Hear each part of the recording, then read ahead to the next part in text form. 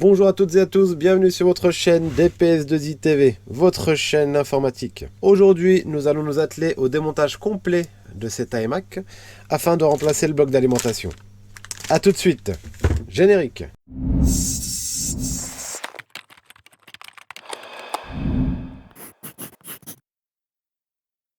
Donc, l'intervention du jour consistera au démontage complet de l'ordinateur, donc de ce tout en un de chez Apple, un iMac de 2009, il me semble, afin de remplacer le bloc d'alimentation puisque tout simplement l'ordinateur ne s'allume plus.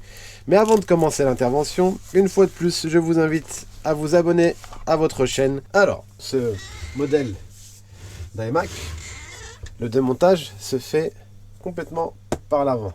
Donc, première étape va être, avec une ventouse, de venir tirer la vitre avant qui est simplement maintenue au châssis, à l'écran, par une série d'aimants. Voilà. Donc vous avez vu, ça j'ai un doute. Bon, 1, 2, 3, 4, 5, 6, 7, 8, voilà. On a 9 aimants répartis autour de l'écran qui permettent à la vitre de rester en place. Voilà. Une fois qu'on a retiré la vitre, on va pouvoir s'atteler au démontage. Donc le démontage vis Torx de taille 10 et on dévisse. Alors c'est un ordinateur qui a visiblement déjà été démonté puisque il manque des vis. En tout cas, j'en vois déjà une qui est absente. J'en vois même déjà deux. De mieux en mieux. Alors ça c'est pas toujours bon signe d'intervenir sur une machine où il manque des vis. Alors en fait il n'y a que deux vis qui ont été remises de chaque côté. Donc c'est une machine qui a déjà été entièrement démontée. Pour quelle raison, je sais pas. Mais ce qui est certain,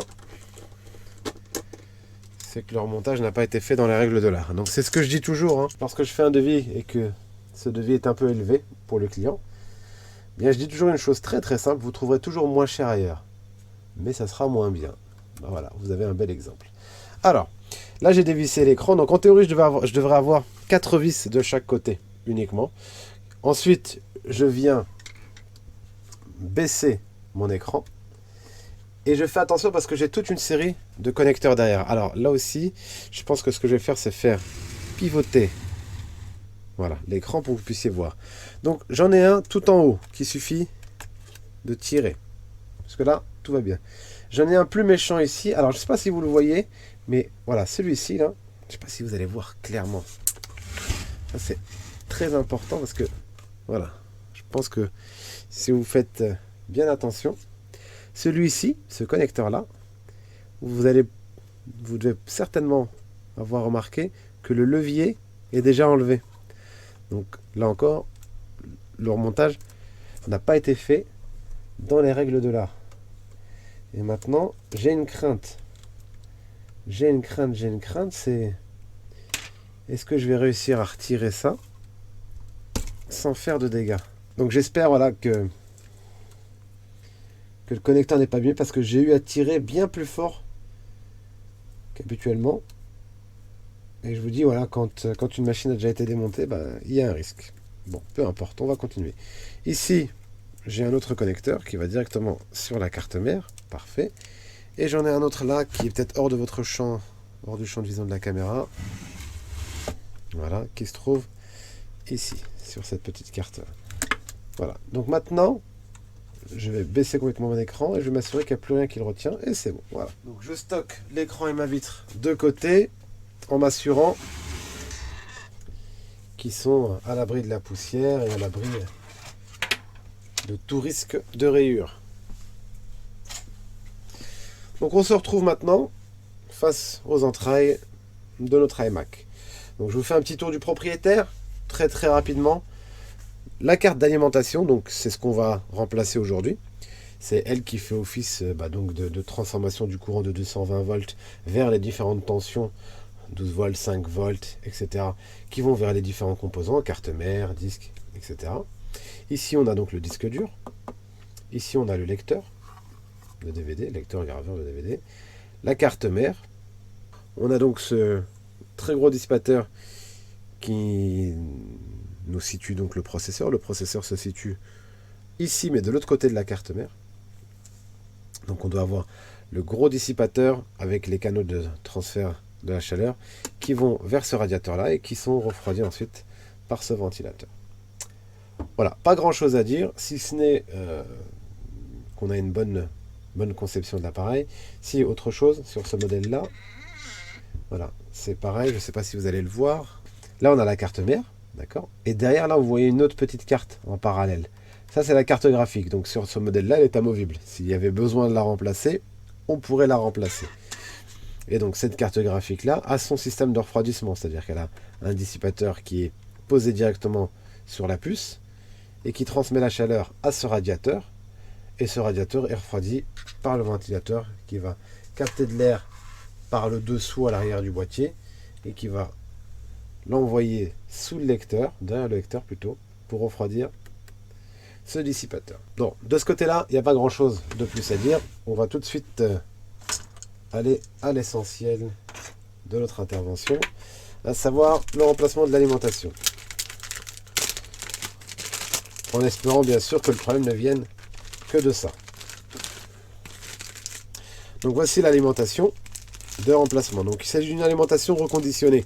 C'est très très compliqué d'avoir des pièces détachées neuves spécifiques Apple. Je m'explique. Le disque dur par exemple, c'est un disque dur classique. On est sur un 3 pouces et demi avec un connecteur Serial classique. Donc on prend un disque dur qu'on va trouver dans le marché, aussi bien SSD que mécanique, la capacité qu'on veut à condition que l'ordinateur soit capable de l'encaisser. Et on remplace et c'est terminé. Le lecteur, même chose. Il me semble que c'est un Serial ATA aussi. Enfin, un micro ou un mini Serial ATA. J'ai toujours un doute. Mais voilà. Un mini Serial ATA. Donc, qui a son connecteur là. Donc, là encore, on peut remplacer par ce qu'on veut. À condition qu'il s'agisse d'un manche-disque et pas d'un lecteur à tiroir. Mais d'un lecteur qui avale le disque. Les barrettes de mémoire, vous ne les voyez pas là. Elles sont enfichées par le dessous du boîtier. Il y a une petite trappe. Et les barrettes rentrent dans un châssis que vous allez peut-être apercevoir là. Voilà, au fond, c'est le châssis qui contient donc les 2 ou 4 emplacements selon les modèles. Donc les RAM, c'est du générique, enfin je veux dire c'est du classique, ça se remplace assez facilement. Disque dur aussi, lecteur aussi. Pour le reste, c'est plus compliqué. Les ventilos, on arrive à en trouver. Il y a quelques fabricants qui en proposent. Mais par contre, les cartes mères, carte graphique, carte d'alimentation, carte d'affichage, toutes ces choses-là, c'est plus compliqué. C'est beaucoup plus compliqué. Quand on en trouve neuf, c'est à des prix défrisants. J'ai pas d'autres mots.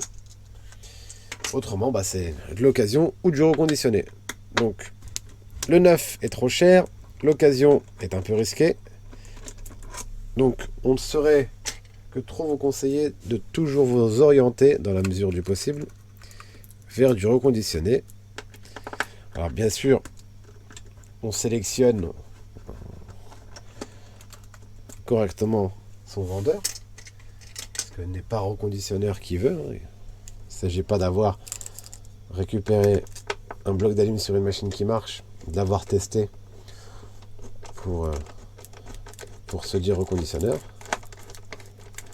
Il faut vraiment avoir vérifié tous les composants, s'assurer qu'ils sont encore en bon état de fonctionnement pour pouvoir fournir à son client au minimum une garantie de 3 mois.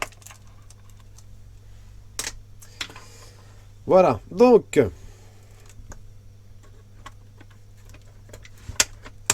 ici ça va être un petit peu la partie, voilà. Il va falloir donc débrancher ce gros connecteur là. Voilà. Et ensuite, celui-ci. Voilà. Donc c'est très simple, hein. On a l'arrivée principale. Donc c'est sur ça que viennent se raccorder les 2 fils de l'arrivée du 220. Et ensuite, ça c'est le départ vers les différents composants.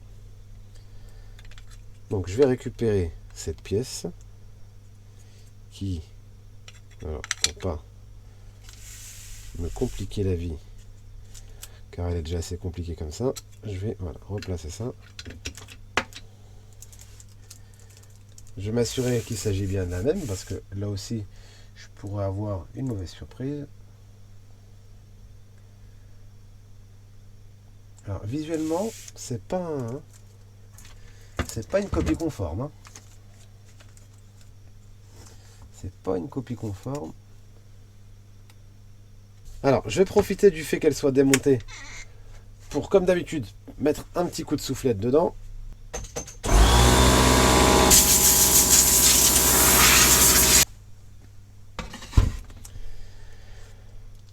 Alors, c'est reparti. Donc, on fait le chemin inverse. Ou en tout cas, on va tenter de faire le chemin inverse. C'est pas toujours simple.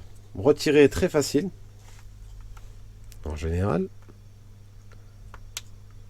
Replacer tout l'est souvent moins.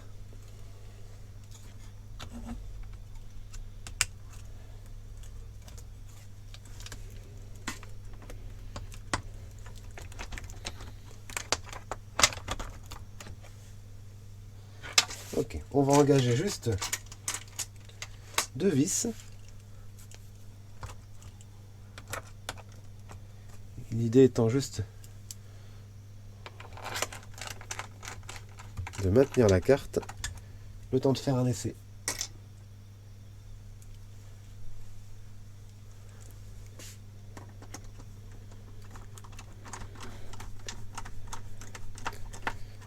Ok. Est-ce que je vais pouvoir débrancher ça? Voilà.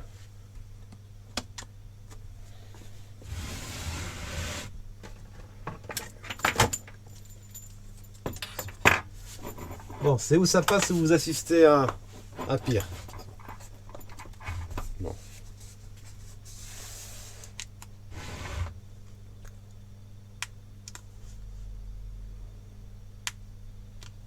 Aucune réaction.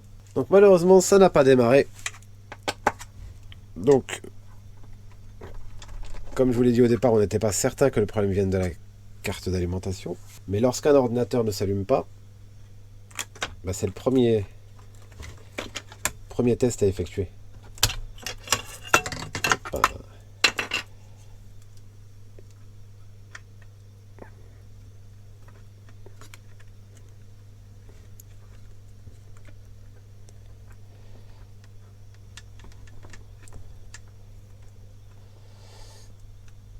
Ah, vache.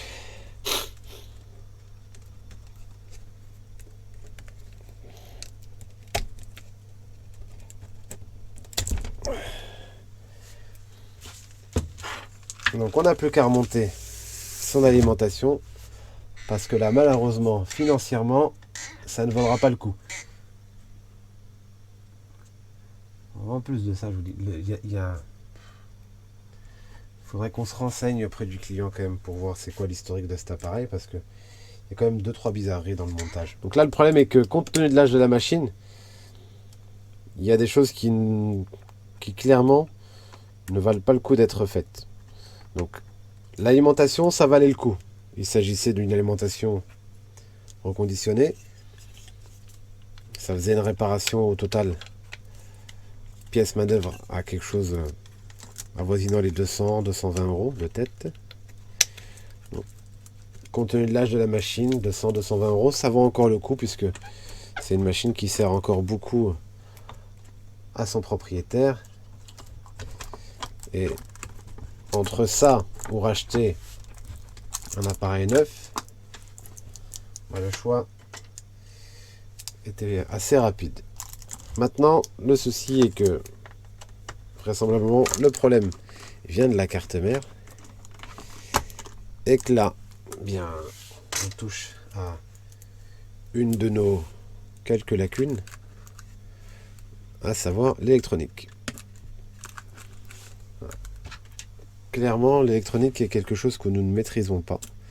Donc on fait appel à des sociétés externes, des laboratoires spécialisés dans ce type d'intervention. Mais le souci, une fois de plus, c'est le prix.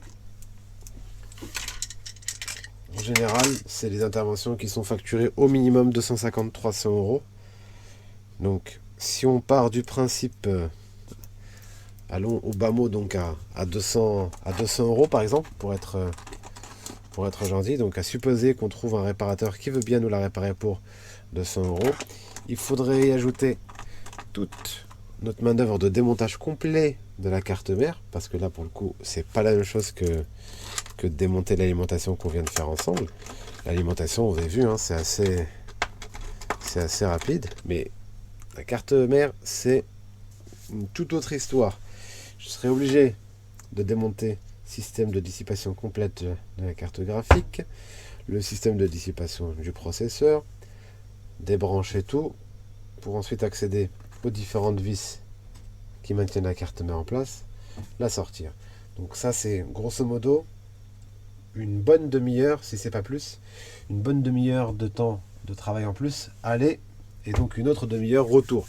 Donc ça fait 1 heure de main d'œuvre supplémentaire, ce qui porterait donc l'intervention complète à au minimum 350 euros au bas mot. Et ça je vous dis, voilà, c'est dans le meilleur des cas, c'est en partant du principe qu'on est un labo qui veut bien la faire pour 200 euros. C'est jamais arrivé jusque là. J'ai jamais eu d'intervention sur carte à moins de 300 euros. Et ça encore, je vous dis, c'était dans la meilleure des situations. Donc là, malheureusement, tout ce qu'on va pouvoir proposer au client, eh bien, c'est la récupération de ces données. Donc on va l'appeler pour lui proposer d'extraire le disque dur, de le mettre dans un boîtier, de sorte qu'il puisse accéder à nouveau à ces données à partir d'un autre ordinateur. Ou alors, s'il préfère, nous apporter un disque dur afin que nous, on transfère le contenu de cette machine sur sa machine. On peut, par exemple, sur ce type de machine-là, si elle fonctionnait encore, compte tenu de ses performances, il y a un truc qui aurait été super judicieux de faire, c'est de remplacer le disque dur par un disque dur SSD. Et pour conserver de l'espace de stockage, on peut remplacer le lecteur par un châssis. Je vais vous en montrer un parce que j'en ai un à portée de main. Voilà, c'est ce genre de choses. On va aller au bout de la simulation. Voilà. J'élimine le lecteur de CD qui clairement aujourd'hui ne sert plus à grand chose. Et à la place du lecteur de CD, je vais mettre ce châssis qui en a la forme, donc, et qui pourra prendre son emplacement, mais qui en a aussi la connectique. Donc c'est un mini SATA. Et dans ce châssis, je vais pouvoir venir y loger un SSD. Donc je peux très bien y mettre un SSD de 240 Go, l'installer. Et du coup, au lieu de me retrouver avec une machine qui a uniquement un disque dur d'1 Tera et le lecteur, eh bien je pourrais avoir cette machine-là avec un SSD de 240 Go par exemple, et un disque dur de stockage, ce qui va permettre à la machine d'être beaucoup plus performante, plus rapide, sans pour autant perdre sa capacité de stockage. Donc ça, c'est une mise à niveau qu'on propose assez régulièrement, aussi bien sur les ordinateurs portables, donc Mac et PC, que sur les tout en un, là aussi Mac et PC.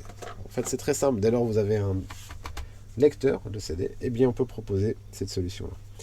Voilà, donc ça fait partie des évolutions possibles de cet appareil. Les rames, pas besoin de démonter comme je vous l'ai dit, une trappe en dessous, 3 vis, et je rajoute mes rames, donc ça nécessite aucune phase de démontage très complexe. Bon, donc j'ai eu le client qui souhaite récupérer son disque dur puisqu'il a un autre Mac dans lequel il pourrait l'intégrer.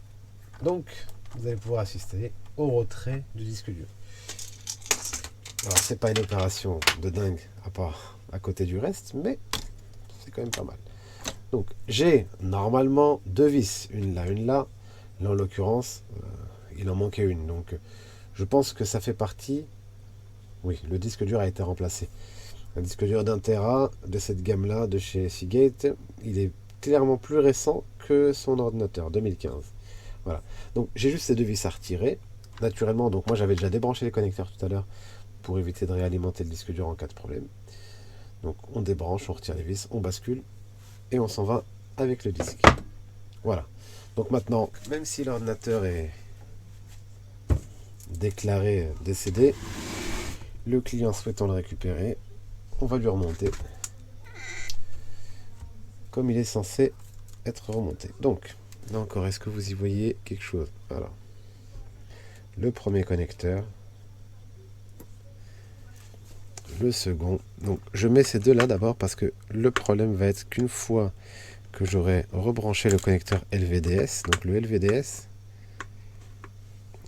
c'est ce connecteur là. Une fois que je l'aurai rebranché, la tension sera telle que je ne pourrai pas avoir de champ d'action. Et naturellement, on met le levier, même si aujourd'hui ça ne sert plus à grand chose. Moi, je souhaite pas que quelqu'un passe derrière moi. Je souhaite pas lui donner l'occasion de dire que j'ai pas bien effectué mon travail. Voilà. Je rebranche tout. Je replace mon écran, donc je l'aligne correctement. Voilà. Donc, j'ai que 4 vis. Alors là, j'ai récupéré celle du disque dur qui est du même diamètre, donc je pourrais toujours replacer celle du disque dur. Et vous allez comprendre pourquoi.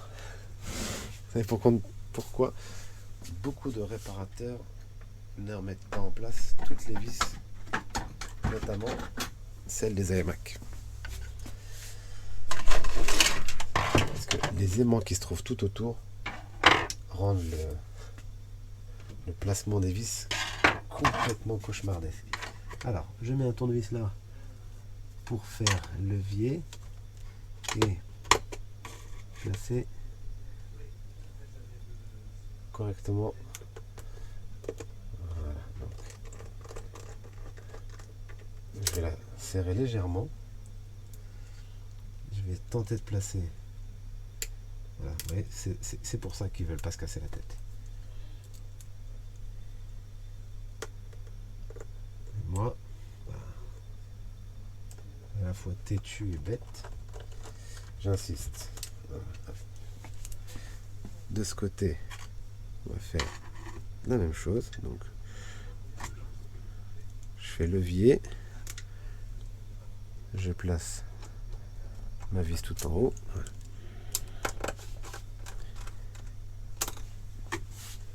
Voilà, je vais en placer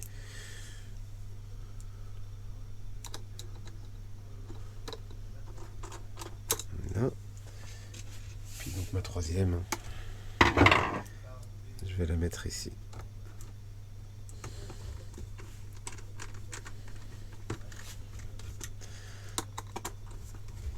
Bon. Il y a même des vis qu'ils ont retirées qui ne servaient pas à maintenir l'écran, qui maintiennent l'antenne ici, et qui n'ont pas remise. Du coup, allez savoir si le problème que rencontre cet iMac n'est pas dû au manque de professionnalisme lors du remontage.